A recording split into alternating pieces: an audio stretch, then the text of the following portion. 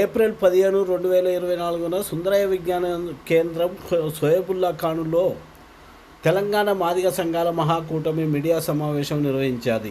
ఈ మీడియా సమావేశంలో వివిధ మాదిగ సంఘాల నాయకులు పాల్గొని ఈ తెలంగాణ ప్రభుత్వము కాంగ్రెసు మాదిగలకు అన్యాయం చేస్తుంది అంటూ నిలదీశారు. ఈ సందర్భంగా తాము మాట్లాడుతూ జనాభా ప్రతిపాదికన మాకు రావాల్సిన 4 సీట్లలో 2 సీట్లైనా ఇవ్వాల్సిందే అంటూ ఒక దిక్కు నుంచి వాదనలు అదే కాంగ్రెస్ ప్రభుత్వంలో ఉన్న వాళ్ళు చేస్తున్నప్పటికీ కూడా వీళ్ళు పట్టించుకోకపోవడం విచారకరమని వాళ్ళు వాపోయారు. ఈ సందర్భంగా కాంగ్రెస్ ప్రభుత్వం ఇప్పటికైనా కన్ను తెరిచి మాదిగలకు న్యాయం చేస్తుందా చేయదా ఈ 18వ తారీఖు లోపు చెప్పాలి. లేదా అంటే 18వ తారీఖు రోజు 17 సీట్లకు మాదిగలు పోటీ చేస్తారు. గెలుపు ఓటములు పక్క పెట్టి కాంగ్రెస్ను ఓడించడానికి ఒక కంకణంగా కూడా ముందుకు పోతుందని, అన్ని రాజకీయ పార్టీలకు కూడా ఇది వర్తిస్తుందని వివరించడం జరిగినది.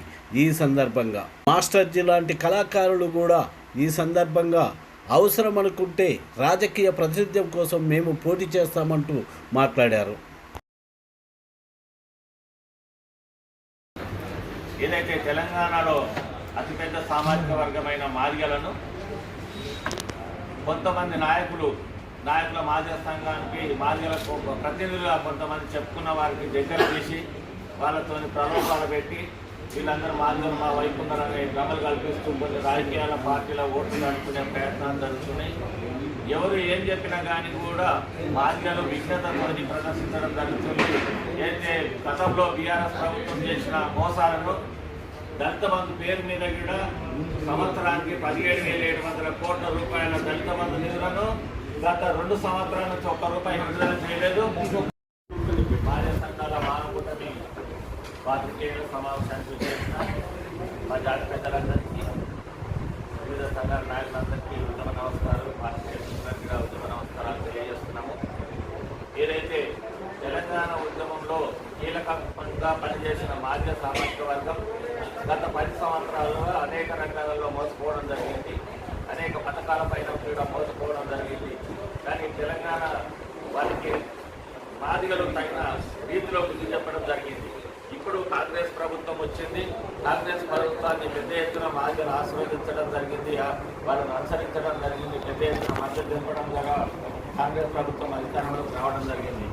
ఇప్పుడు కాంగ్రెస్ ప్రభుత్వం మీద ఆశలు పెట్టుకున్న మాదిగ సామాజిక వర్గం ఏదైతే బీఆర్ఎస్ ప్రభుత్వంలో మోసపోయిన విధంగానే ఇప్పుడు ఈడ పరిణామాలు ఆ విధంగా దారితీస్తున్నాయనేది బాధతోటి మనకు ఏదైతే పార్లమెంటు ఎన్నికల్లో సీట్లు కేటాయించకపోవడం, అదేవిధంగా నామినేటెడ్ పదవులలో సరైన ప్రాధాన్యత ఇవ్వకపోవడం, ఇవన్నీ అనేక రకాలుగా బాధాకరమైన పరిణామాలు చోటు వస్తున్నాయి. కాబట్టి ఇప్పటికైనా గౌరవ ముఖ్యమంత్రి వర్యులు ఈ విషయాలను క్షుణ్ణంగా పరిశీలించి మాదిగలకు న్యాయం చేసే విధంగా తగిన చర్యలు తీసుకుంటారని చెప్పి ఈ సందర్భంగా తెలియజేయడం జరుగుతుంది.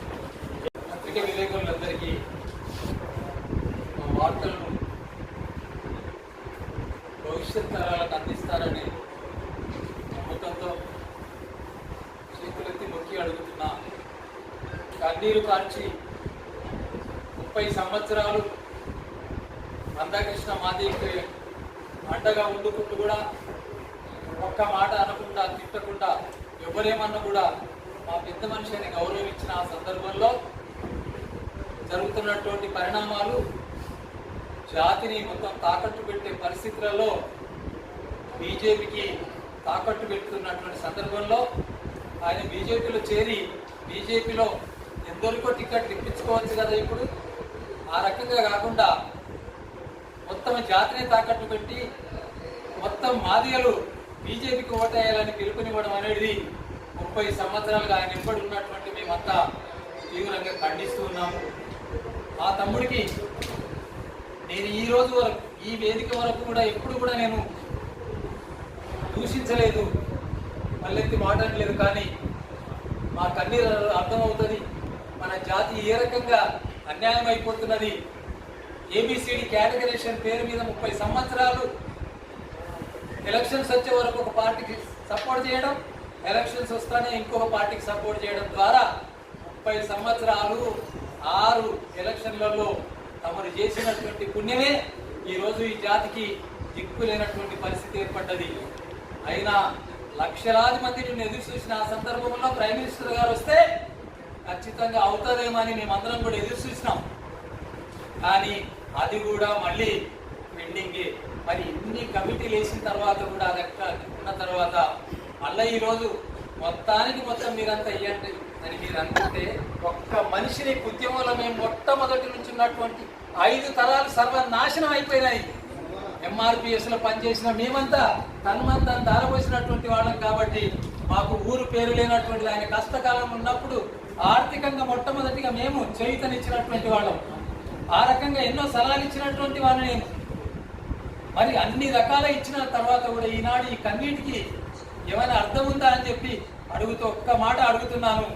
రేవంత్ రెడ్డి గారు సబ్బండ వర్ణాలు కూడా ఖచ్చితంగా మాదిగల యొక్క విశ్వాసం చూరగొన్నటువంటి ప్రతి గ్రామంలో మాదిగలంటే అతి విశ్వాసంగా నమ్మేవాళ్ళు కాబట్టి రెడ్డిలకు వాళ్ళకి జీవితాలని పారాణవంతు ఇచ్చినటువంటి నమ్మకమైనటువంటి ఈ జాతి సబ్బండ వర్ణాలకు అన్నదమ్ములుగా ఉన్నటువంటి జాతి కాబట్టి ఈ రోజు మేము తాకట్టు పెట్టదలుచుకోలేదని 40 సంవత్సరాలు కాంగ్రెస్ కు అండగా ఉన్నటువంటి నేను, ఉపాధ్యక్షుడి దాకా వెళ్ళినటువంటి నేను, అక్కడ జరిగినటువంటి అన్యాయాల ద్వారా ఏమేమి జరుగుతున్నాయో నాకు తెలియని విషయాలు కావు.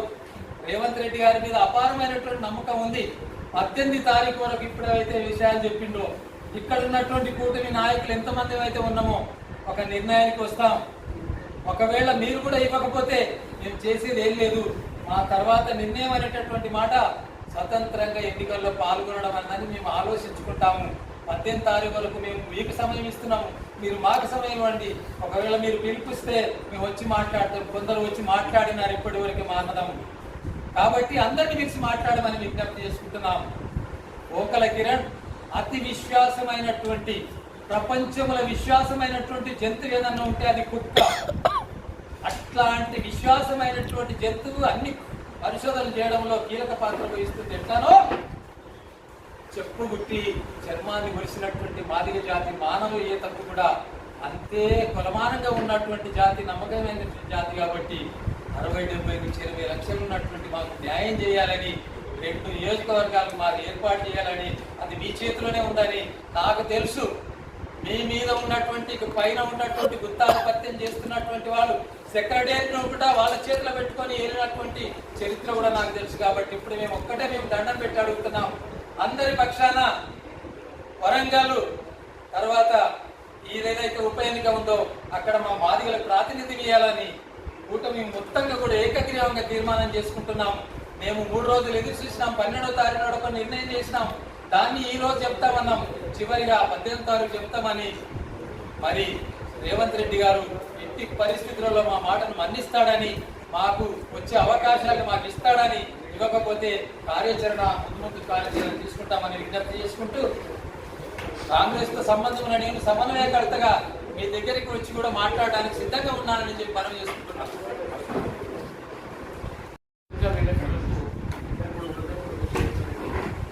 ఈరోజు తెలంగాణ ఏదైతే అద్భుతమైనటువంటి విషయాన్ని ప్రతిపాదించారు. మేము ఏ రాజకీయ పార్టీలకు అమ్ముకునేటువంటి నాయకులు తయారు చేస్తారు మీరే. వాళ్ళ నమ్మకాలు మార్చుకుని కండువాలు వేసుకుని ఇంకా ఆయన గుర్తుగా కండువాలు మార్చుకోవాలి, అన్ని మార్చుకోవాలి. వాళ్ళ యొక్క అస్తిత్వాన్ని మనం లోపల తీస్తే నేను ఎప్పుడైనా కూడా మాదిరి జాతికి అయితే నేను యొక్క సమావేశం జరుగుతుంది. దయచేసి ఈరోజు ఒక్క విషయం చెప్తానండి. మాదిగలకు అన్యాయం చేయడానికి మందకృష్ణ గారు ఎవరైతే పేరెత్తి చెప్తున్నారో ఆయన సత్యమూర్తి అందరూ వీళ్ళందరితో జతగట్టి ఆయన చేసుకుని మ్యారేజ్ చేసుకున్నట్టు వర్గానికి న్యాయం చేయడం కోసం పనిచేస్తున్నాడు తప్పితే మాదిగలకైతే పనిచేస్తలేడు అనేది రూఢి అయిపోయింది.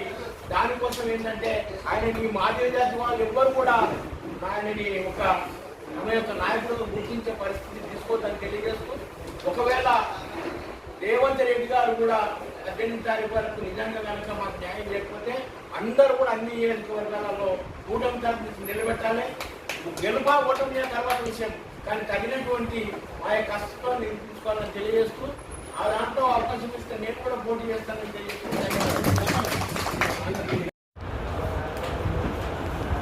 అందరికీ కూడా మాదిగ ఉద్యమ అభినందనలు తెలియజేస్తూ, తెలంగాణ రాష్ట్రంలోనే అతి పెద్ద కులం ఉన్నటువంటి మాదిగ జాతికి ప్రభుత్వాల్లోని లేదా ఇతర రాజకీయ పార్టీల్లోని తగినంత ప్రాధాన్యత లేకపోవటం, గత 30 సంవత్సరాలుగా ఏబిసిడి అనే వర్గీకరణతో గ్రామీణ స్థాయి నుంచి నగర స్థాయి వరకు కూడా మాదిగ జాతి మొత్తం కూడా ఒక వివక్షని ఎదుర్కొంటూ దాని మీద ఉద్యమిస్తూనే ఉంది. ఆ క్రమంలోని దేశీయ అత్యున్నత న్యాయస్థానం వరకు కూడా తమ జాతి పోరాటాన్ని కొనసాగిస్తూనే ఉంది. ఆ క్రమంలోనే కొంత అవగాహన పెరిగినటువంటి సమాజంలో, మాదిగ సమాజంలోని కొంతమంది వివిధ పార్టీలను వేదికగా రాజకీయ ప్రయత్నాలు కూడా చేయడం మనం గమనిస్తున్నాం. ఆ క్రమంలో 17 పార్లమెంటు స్థానాలు ఉన్నటువంటి తెలంగాణలో మాదిగలకి ఒక్కటి కూడా కేటాయించకపోవడంతో యావత్ తెలంగాణలో ఉన్నటువంటి అన్ని ప్రాంతాల్లో మాదిగలు కూడా దీన్ని వ్యతిరేకిస్తూ ఆయా పార్టీల మీద ధ్వజమెత్తే కార్యక్రమంలో అనేక రకాలైనటువంటి రూపాల్లో కూడా వాళ్ళ బాధను వ్యక్తం చేయడం జరుగుతుంది. ఈ సమావేశం ఇక్కడ కావడానికి అనేక కారణాలు ఉన్నాయి. ఎందుకంటే 80 లక్షల జనాభా ఉన్నటువంటి ఇంత పెద్ద కులానికి అనేక సంఘాలు ప్రాంతాల వారిగా ఏర్పడటం అనేది అది సాధించేద్దాం. ఆ ఏర్పడిన సంఘాలన్నీ కూడా సాంస్కృతిక, సాంఘిక రకరకాల నేపథ్యంలోని ఉద్యమ లక్ష్యాలను ఏర్పాటు చేసుకొని మమేకమవుతూ పనిచేస్తూనే అన్ని కూడా మాదిగ ఉన్నతి కోసం కృషి చేస్తున్నాయి. బంధు సొసైటీని ఎగ్జాంపుల్ తీసుకుంటే అది బంధువుల్ని కనెక్ట్ చేయడంలోనూ, అరుంధతి బంధు సేవా మండలి కానీ, మరి మాదిగ సంక్షేమ సంఘం కానీ, ఇవన్నీ కూడా వాటి పేర్ల మీదే వాటి లక్ష్యాలను నిర్ణయించబడి ఉన్నాయి. ఆ క్రమంలోనే మాదిగలు రాజకీయాలకి దూరం చేస్తుంది ఎవరన్న ఒక ప్రశ్న ఉత్పన్నమైనప్పుడు 30 సంవత్సరాలుగా మాదిగల ప్రతినిధిగా గౌరవ మందకృష్ణ మాదిగ గారిని ఈ వివిధ రాజకీయ పార్టీలు, ప్రభుత్వాలు గుర్తించడం, దక్షిణాది భారతదేశంలోనే మాదిగల ప్రతినిధిగా చిత్రించుకొని తిరగడం వల్ల అతను తీసుకుంటున్నటువంటి అనాలోచిత రాజకీయ నిర్ణయాల వల్ల పెద్ద మొత్తంలోని మాదిగ సమాజం అతని నిర్ణయాలు వ్యతిరేకిస్తుంది. మాదిగ సమాజానికి మొత్తానికి అతని ప్రతినిధి ఏమి కాదు. ఆయన తీసుకునే నిర్ణయాలు, ఎందుకంటే దేశం మొత్తం తెలిసినటువంటి దళిత వ్యతిరేక పార్టీ అయినటువంటి బీజేపీకి సపోర్ట్ చేయడంలో ఆయన అనాలోచిత రాజకీయ నిర్ణయంగానే మరి మాదిగ సమాజం భావిస్తుంది. ఆ క్రమంలోనే వివిధ రాజకీయ పార్టీలను కానీ, ఆ ఏర్పడ ప్రభుత్వాలను కానీ ఈ మాదిగ సమాజం నుంచి మేము చెప్పేది ఏంటంటే,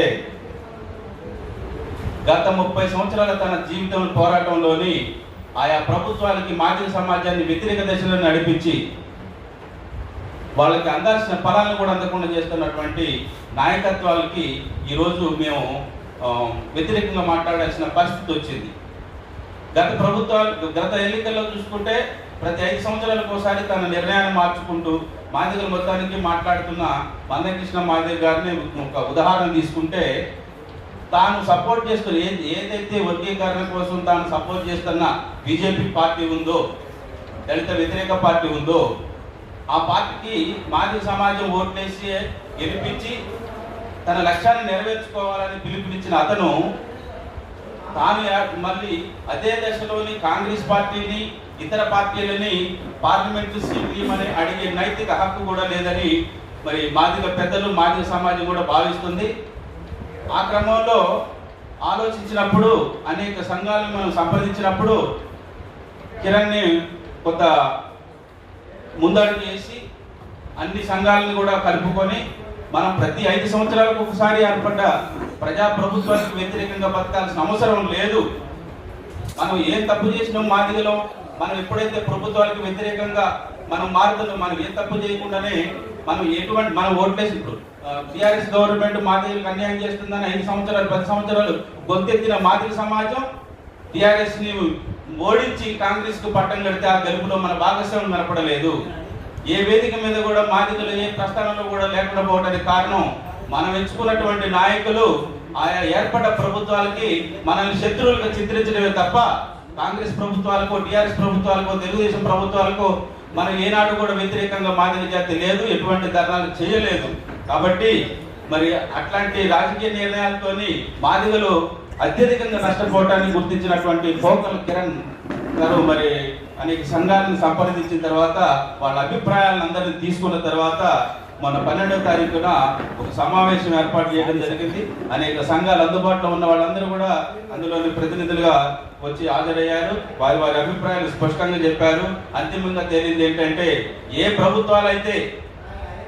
ప్రభుత్వాలు అయితే ఏర్పడుతున్నాయో తెలంగాణలో ఆ ప్రభుత్వాలకి మాదిగలు వ్యతిరేకం కాదు. వ్యతిరేకంగా చిత్రించే వాళ్ళు స్వార్థ ప్రయోజనాల కోసం, వాళ్ళ రాజకీయ సన్నిహితుల కోసం, వాళ్ళ గెలుపుల కోసం మాదిగ సమాజం మొత్తం మా వెనకే ఉందని చెప్పుకోవటం అవివేకం. మాదిగ సమాజం వాళ్ళ వెనక లేదు. ఆయన చెప్తే ఎవరు ఓట్లు వేయరు. ఒకటి, ఆయన సపోర్ట్ తీసుకున్నాడు అంటే అన్ని రాజకీయ పార్టీలు, అనుభవం ఉన్నటువంటి రాజకీయ నాయకులు కూడా ఇలా ఆలోచించాల్సింది ఏంటంటే ఏ మందాకృష్ణ మాదిగ సపోర్ట్ చేస్తే వాళ్ళని మాదిగలందరూ కూడా ఓడించారు. కావాలంటే అది మీరు పరిశీలి